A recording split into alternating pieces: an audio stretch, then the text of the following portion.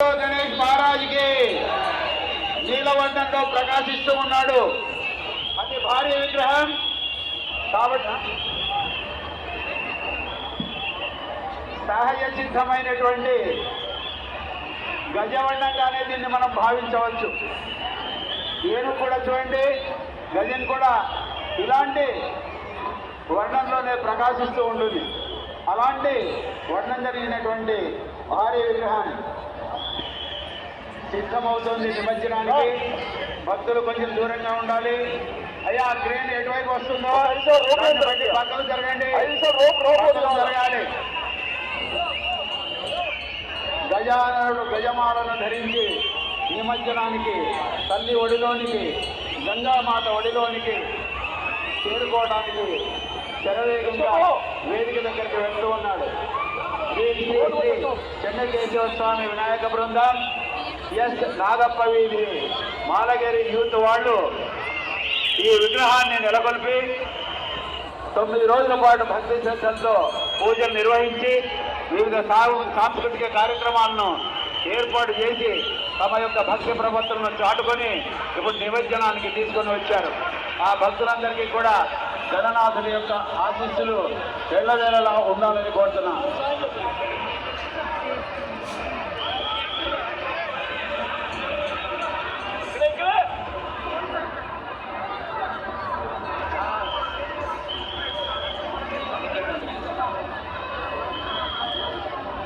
వాగర్థావివ సంపృక్తౌ వాగర్థ ప్రతిపత్తయే జగతాపితరౌ వందే పార్వతీ పరమేశ్వరౌ వక్రతుండ మహాకాయ కోటి సూర్య సమప్రభ నిర్విఘ్నం గురు మే దేవ సర్వకార్యేషు సర్వదా.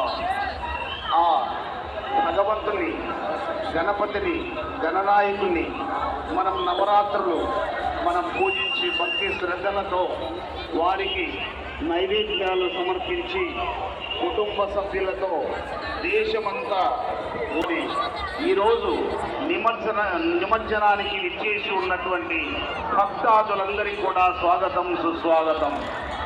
ఈ సంవత్సరం భక్తాదులందరూ కూడా భక్తి శ్రద్ధలతో శ్రీ శ్రీ చెన్నకేశ్వర స్వామి ఆలయం నుండి, మాలగేరు నుండి విచ్చేసినటువంటి వినాయక స్వామిని నిమజ్జనం గావించడానికి సిద్ధంగా ఉన్నారు.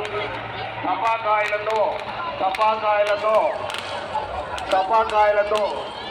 నిమజ్జనం గావిస్తున్నా. ఇక్కడ చాలా మంది వేలల్లో ఉన్నారు కాబట్టి ఇబ్బందికరంగా ఉంటుంది, కాబట్టి నివారించవలసిందిగా కోరుతూ ఉన్నాం.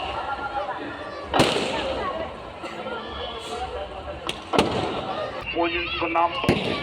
ఏకవింశతి పత్ర పూజ. మరి మనము పిల్లలకు విద్యాబుద్ధులు నేర్పిస్తూ ప్రకృతి యొక్క సౌందర్యాన్ని, ఉపయోగాన్ని, మనకు ప్రకృతిలో ఉన్నటువంటి ప్రతి ఒక్క ఔషధము అనే విషయం తెలపడానికి ప్రస్తుతం మనకు నిత్య భగవంతుని స్వరూపంగా భావిస్తూ ఉన్నాం. ఓం సుముఖాయ నమః. మాచీపత్రం పూజయామి. ఈ మాచీపత్రం దానివల్ల మనకు ఉపయోగం ఏమంటే మంచి లాంటివన్నీ కూడా రాకుండా జీవన శక్తిని కలిగిస్తూ ఉన్నటువంటిదిగా తెలియజేస్తూ ఉన్నారు. ఓం గణాధిపాయ నమః. బృహదీపత్రం పూజయామి.